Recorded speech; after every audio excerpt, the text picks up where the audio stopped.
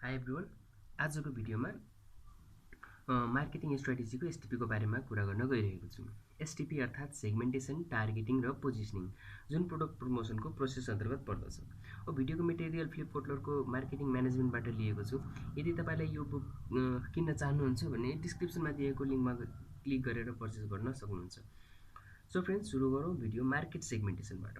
सेगमेन्टेसनको Nepali meaning हुन्छ खण्डन गर्नु। यहाँ मार्केट सेगमेन्टेसनको कुरा गर्ने हो भने भनिन्छ कि market segmentation is the process of dividing the large heterogeneous market into the different smaller homogeneous sub market according to the nature, size and the quality of the product. Nature, size र quality of the प्रोडक्टको आधारमा। अब while segmenting a market, consumers are divided into different group on the basis of their consumption pattern or behavior. अब market सेगमेन्टेसन गर्ने बेलामा त्यसको group of कस्टमरको consumption pattern र बिहेभियरलाई ध्यानमा राखेर गर्ने। अब अर्को कन्जम्सन प्याटर्न निडको आधारमा, लोकेसनको आधारमा, एजको आधारमा, अकुपेसनको आधारमा, फेस्टिभलको आधारमा हुनसक्छ, ताकि सिमिलर निड एन्ड वान्ट भएको ग्रुप अफ कस्टमरको पहिचान होस् र कम्पनीलाई सोही अनुसारको मार्केटलाई टार्गेट गर्न सजिलो होस्। अब किन गरिन्छ त मार्केट सेगमेन्टेसन? मार्केट सेगमेन्टेसन किन गरिन्छ त? यो कर्पोरेट वर्ल्डमा यसको इम्पोर्टेन्स के छ त? यसलाई बुझ्न मार्केटिङको ट्रेडिसनल कन्सेप्ट र मोडर्न कन्सेप्टको बारेमा बुझ्न जरुरी छ। अब ट्रेडिसनल कन्सेप्ट अफ मार्केटिङमा एउटा स्लोगन छ, we sell what we make, अर्थात् हामी जे बनाउँछौँ त्यही बेच्छौँ।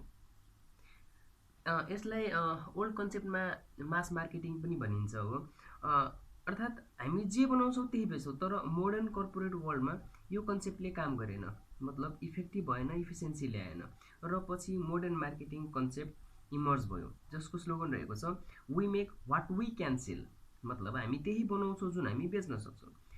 यसका लागि मार्केट चिन्न जरुरी छ, मार्केट छान्न जरुरी छ, ताकि लिमिटेड मार्केटिङ रिसोर्सबाट म्याक्सिमम मार्केट रिस्पोन्स अचिभ गर्न सकियोस्। यसको मेन पर्पस चाहिँ कम्पनीले त्यही प्रोडक्ट र सर्भिस बनाउनु हो that is closer with the buyer requirement, जसले अनेसेसरी मनी, इनर्जी, टाइम र वेस्टेजलाई कम गर्छ। यसको लगायत धेरै बेनिफिट्सहरू छ यसको, आउँछ हेरौँ। यसले मार्केट सेगमेन्टेसनले मोस्ट प्रफिटेबल मार्केटलाई आइडेन्टिफाई गर्छ। यो टेक्निकले हामी सही मार्केटिङ मिक्स डेभलप गर्न सक्छौँ, कम्पिटिटरलाई राम्रोसँग एनालाइसिस गर्न सक्छौँ, मार्केटिङ रिसोर्सको एफिसिएन्ट युज गर्न सक्छौँ, अब कस्टमरको निड र वान्टको बेटर अन्डरस्ट्यान्ड गर्न सक्छौँ। सेगमेन्टेसनले हामी पार्टिकुलर ग्रुप अफ कस्टमरको नजिक जान्छौँ, जसले मार्केट अपर्च्युनिटी इन्क्रिज हुन्छ। यसले हामी रिस्क पनि मिनिमाइज गर्न सक्छौँ। अब कुरा गरौँ basis of market सेगमेन्टेसनको।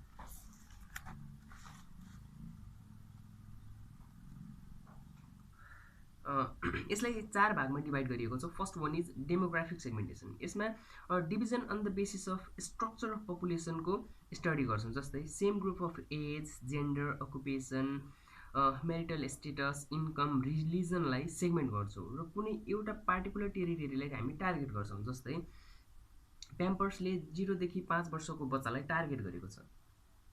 प्याम्पर्सको group of कस्टमरको बाइङ बिहेभियर सेम हुन्छ र कम्पनीलाई प्रोडक्ट प्रमोसनमा टाइम, इनर्जी, मनी र वेस्टेजको बचत हुन्छ र एउटा युनिक आइडेन्टिटी सिग्नेचर क्रिएट हुन्छ, जसले मोनोपोलीतिर लैजान हेल्प गर्छ।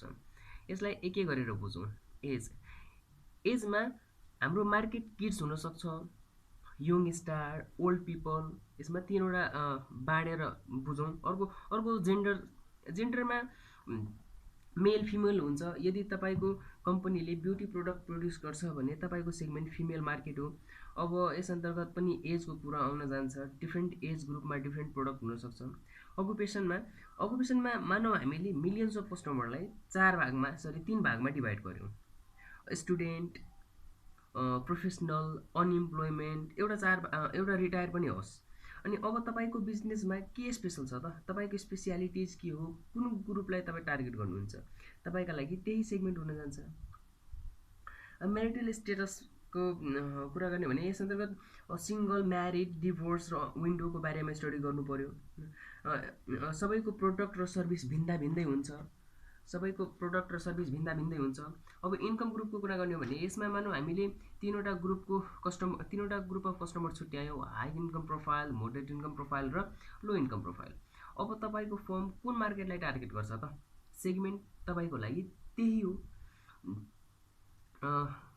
एक्चुअली तपाईँसँग दुईवटा अप्सन छ, या त तपाईँ आफ्नो स्पेसलाइजेसन अनुसारको मार्केट खोज्नुहोस्, या मार्केट खोज्नुहोस् र सेगमेन्टेसन गर्नुहोस्, या स्पेसल सेगमेन्टलाई टार्गेट गरेर आफ्नो बिजनेसमा स्पेसियालिटिज क्रिएट गर्नुहोस्। जस्तै BMW, फेरारीले हाई प्रोफाइललाई टार्गेट गरेको छ, लो प्रोफाइल र मोडरेट प्रोफाइल त्यसको मार्केट नै होइन। रिलिजनको कुरा गर्ने हो भने रिलिजनमा मुस्लिम, हिन्दू, बौद्धिस्ट का लागि छुट्टा छुट्टै प्रोडक्ट हुन्छ, सर्भिस हुन्छ। अब नम्बर 2 मा जियोग्राफिक सेगमेन्टेसन भएर यसमा division on the basis of physical लोकेसनको स्टडी गरिन्छ। अब यस अन्तर्गत कन्ट्री, स्टेट, सिटी इत्यादि आउन जान्छ। अब कन्ट्रीको कुरा गर्ने हो भने for example Nepalese market, foreign market. Nepalese मार्केटमा पनि तराई मार्केट, पहाड मार्केट, हिमाल मार्केट। यदि हामीले हिमाल टेरिटरीलाई टार्गेट गर्यो भने हामीले जाडोमा युज हुने प्रोडक्ट डिजाइन गर्नु पर्यो। अब साइकोग्राफी यस अन्तर्गत पर्सनालिटी, एटिट्युड आउँछ। अब जियोग्राफिक र डेमोग्राफिक सेगमेन्टेसनमा डिफ्रेन्ट टाइप्स अफ कस्टमरको कुरा गर्यो। मानव जियोग्राफिक सेगमेन्टेसन अन्तर्गत नेप्लिज मार्केटमा तराई रिजनलाई हामीले सिलेक्ट गर्यो, तर तराईमा बस्ने कस्टमरहरूको एक्टिभिटिज, ओपिनियन, इन्ट्रेस्ट, लाइफ साइकलहरू फरक हुनसक्छ। यहाँ कसरी बुझ्ने कि कुन कस्टमर मेरो हो? आउनुहोस् हेरौँ, बुझौँ उनीहरूको कस्तो निड, वान्ट अथवा कस्तो मोटिभेसनको कारणले कस्तो सामान किन्न चाहन्छ, जसको आधारमा तपाईँ आफ्नो मार्केट चिन्न सक्नुहुन्छ। प्राय तीनवटा मोटिभेसनको कारणले कस्टमरहरू सामान पर्चेज गर्ने गर्दछ। अब 1 नम्बर यसलाई तीनवटा भागमा बाँडेर बुझौँ। अब मानव 1 नम्बरमा आइडियल्स छ। अब आइडियल कस्तो त? आइडियल मतलब नेपालीमा आदर्श व्यक्तिहरू। उहाँहरू नलेज र प्रिन्सिपलको आधारमा सामान पर्चेज गर्ने गर्दछ। आफ्नो सिद्धान्तमा अडिग हुने कस्टमरहरू, उनीहरूको लागि त्यसै किसिमको प्रोडक्ट बनाउनु पर्यो, त्यसै किसिमको सामान सेल गर्नु पर्यो।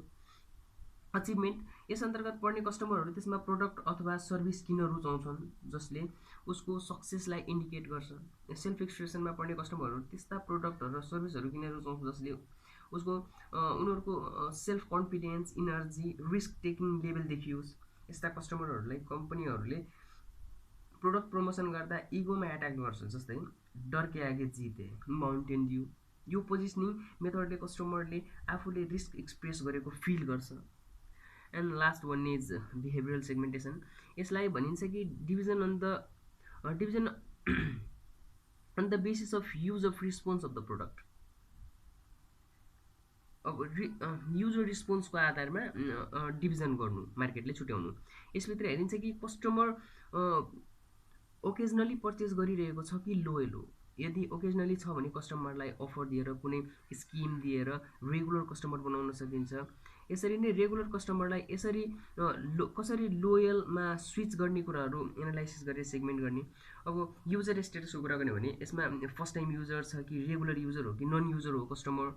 अब पर्चेज फ्रिक्वेन्सी कस्तो छ त? कस्टमर लाइट युजर हो कि मोडरेट युजर हो कि हेभी युजर हो। अब लोयल्टी स्टेटसको कुरा गर्ने हो भने लोयल छ कि स्विचर छ कि नन लोयल हो। अब बायर टु रेडिनेसमा unaware, aware, intention to buy कस्तो किसिमको छ? अब अनअवेयर छ भने अवेयरतिर लैजानु पऱ्यो होइन। अब अवेयरै छ भने इन्टेन्सन टु बाईमा कसरी कन्भर्ट गर्ने त भन्ने कुराहरू स्टडी गरेर यो सेगमेन्टेसन गरिन्छ। सो साथीहरू, आजको अहिलेको भिडियो यहाँसम्म।